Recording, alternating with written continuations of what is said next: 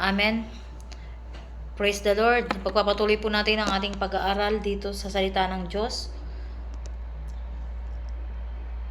Dahil nga po, ano po ang sinasabi niya dito?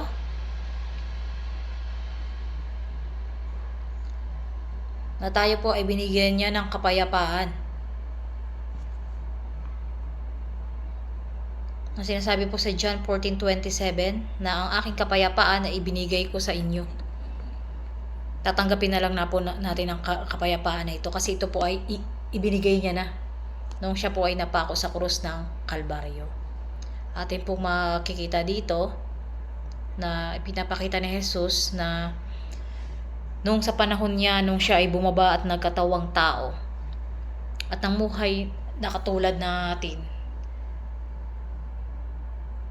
ang mga tao noon ay nabibigatan sa mahigpit na kautusan at relihiyosong sistema na parang ang naging basihan yung sundin ang lahat ng kautusan, the law of Moses.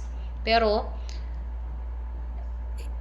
si Jesus po ay dumating upang sabihin na hindi na natin kailangan paghirapan ang pagtanggap ng Diyos.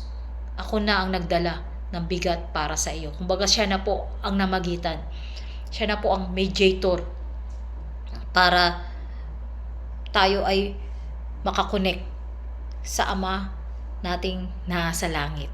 Siya na po nag-alay ng buhay, kaya ito po ay natupad sa krus, kung saan idinala niya ang ating mga kasalanan, malaki man o maliit na kasalanan, sinasadya man o hindi sinasadya, ito po ay idinala niya na sa krus ng Kalbaryo. At anumang kahihiyan na meron tayo, nung tayo ay sa ating mga past, sa ngayon, dinala niya na po, tinapos niya na sa krus. At anumang sakit at karamdaman meron tayo, ano bang mga sakit, karamdaman na meron tayo, yun po ay idinala niya na sa krus ng Kalbaryo. Dahil sinasabi po sa Isaiah chapter 53 verse 4, kanyang pinasa ng ating mga karamdaman at dinala ang ating mga kapighatian. Doon po pinapakita na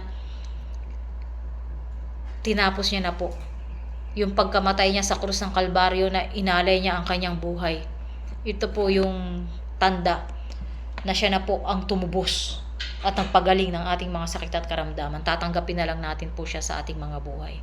Kaya po sumunod po kayo sa aking panalangin kung nais niyo pong tanggapin ang Panginoong Hesus sa inyong mga buhay at maranasan ang totoong kapayapaan at kaginhawaan at kagalingan, papanubalik ng tamang pag-iisip sa ating emosyon, sa ating espiritual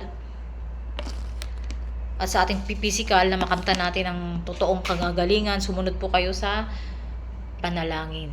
Sabihin po natin, Panginoong Hesus, salamat po sa iyong paanyaya na lumapit sa iyo. Ako po ay napapagod na po at nabibigatan. Ngayon ay inilalapag ko sa iyo ang lahat ng aking dinadala, ang aking mga alalahanin, takot, sakit at problema. Patawarin mo ako sa mga panahong pinilit kong buhatin ang lahat sa sarili kong lakas. Turuan mo akong magtiwala sa iyo ng buong puso. Palitan mo ang aking kabigat ng iyong kapayapaan, ang aking pagod na iyong kapahingahan, ang aking kahinaan na iyong lakas. Punuin mo ako ng iyong presensya. Pahingahin mo ang aking kaluluwa. Tinatanggap ko ngayon ang iyong kapahingaan at kapayapaan. Sa pangalan ni Jesus, Amen.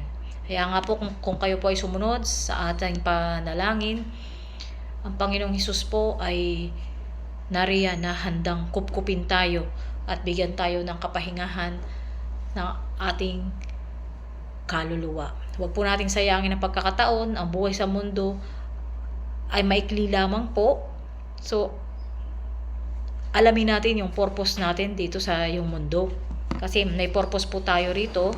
Hindi lamang po tayo dito na buhay para kumain, magtrabaho, mag-asawa, maging successful. Meron pa pong mas malalim dyan. Kaya may dakilang plano ang Diyos sa ating mga buhay. Hanapin natin siya at tanggapin natin ang kaligtasan na iniaalok niya sa ating mga buhay. At siya po ang Diyos na tunay na kukup-kup sa atin. Kaya pagpalain po ang bawat sa atin Nawa po yung may natutunan kayo sa ating umagang devotion. Pagpalain po ang bawat isa. Sa pangalan ng Jesus, Amen.